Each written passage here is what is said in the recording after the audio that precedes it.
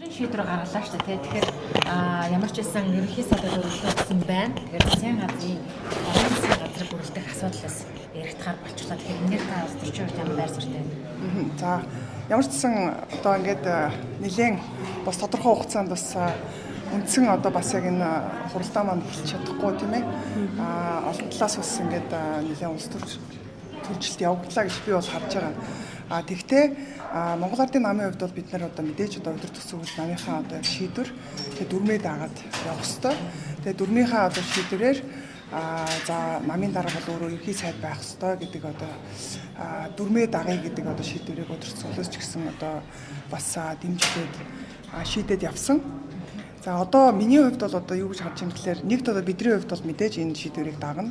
Хоёрдугаарт одоо энэ гадаадын одоо энэ олон улсад болж байгаа нөхцөл байдал за Монгол улсад одоо энэ хаврын тариалт эхлэж байна. Тэгээ сая одоо түлшний үнийг нэмэгдүүлэх 304-оор нэмэгдүүлнэ гэдэг асуудал ярьлаа. Дээрээс нь одоо энэ барилгын салбар гэл ингээд эд одоо яг манай энэ одоо үйлдвэрлэл эхлэх сезон эхлэж байгаа энэ цаг үед засгийн газар нэгэн ярилтаа одоо бас манай одоо шинэ одоо учрал ерхий сайд одоо томилогдоод ирэх юм бол шинэ кабинетаа нэгэн ярилтаа байгуулад за тэгээд засгийн газрынхаа нөгөө мөрийн хөтөлбөрийг одоо эрчимжүүлж одоо хэрэгжүүлж эхлэхгүй бол бид нар одоо ингээд үндсэндээ бол одоо нэн одоо тэн хагас одоо хугацаанд ирлээ шүү дээ. За ингээд нийт одоо явах хугацааныхаа одоо талд нь ирчихсэн байдаг. Гэтэл засгийн газрын мөрийн хөтөлбөр өөрөө одоо 50%-аач хүрхүүгүй үетэй хугацаатай ингээд хэрэгжилт явж байгаа. Энэ дээр ч ард түмэн бас бухимдалтай хүлээж авч байна.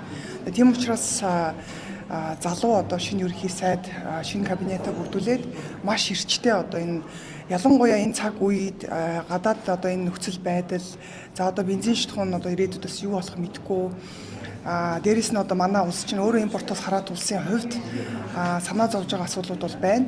За тэгэхээр бид нар энэ шинэ засгийн газар сүрэн төсвөрлөх одоо чадварыг бий болгох тэр одоо төлөвлөгөөгөө нэгэн яралтаа одоо боловсруулж чуулганаар оруулж одоо батлуулах шаардлагатай гэж харж байгаа.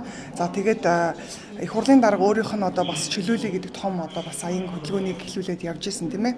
За энэ нь өөрөө одоо бас хувийн хвшлийг одоо дэмжсэн бизнесийн орчныг одоо сайжруулах ийм төлөвлөгөө гаргаа явж исэн. Тэгээд энэ төлөвлөгөөг бас орхихгүйгээр шинэ засгийн газартаа бас яг энэ төлөвлөгөөгөө хэвээр авч ороод шаардлагатай одоо чухал одоо дэмжих хуулиудаа одоо бас чуулганаар оруулж батлуулах баха гэсэн юм хүлээлттэй байна. Тэгээ одоо бол бидний одоо энэ улс төрчлөлт одоо зогсож үндсэн ажилдаа одоо бүгд одоо орох шаардлагатай байна гэж харж байгаа. Монгол Ардын нам ерөн засгийн газараа цааш нь дангаар авч явах нь зүйтэй юм уу? Эсвэл хамтраад авч явах хэрэгтэй юм уу? Одоо намдрын засгийн газраас ажиллаа шүү дээ, тийм.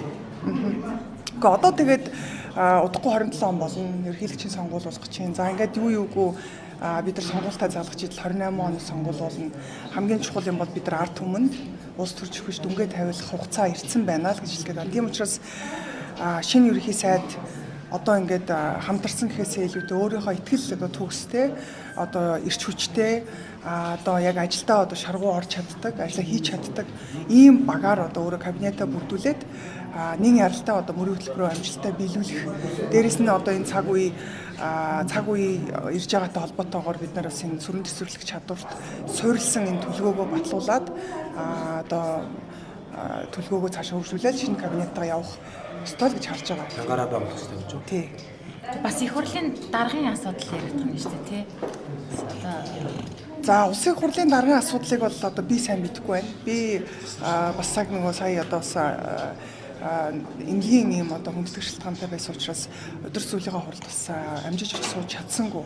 Гэхдээ ямар ч сан одоо энэ шинэ одоо бас энэ шийдвэрүүдийг чуулганаар орох гэж байгаа учраас одоо бас хариуцлагатайгаар одоо энэ өнөөдөр хуралдаандаа ирээд ингээд сууж байгаа тийм.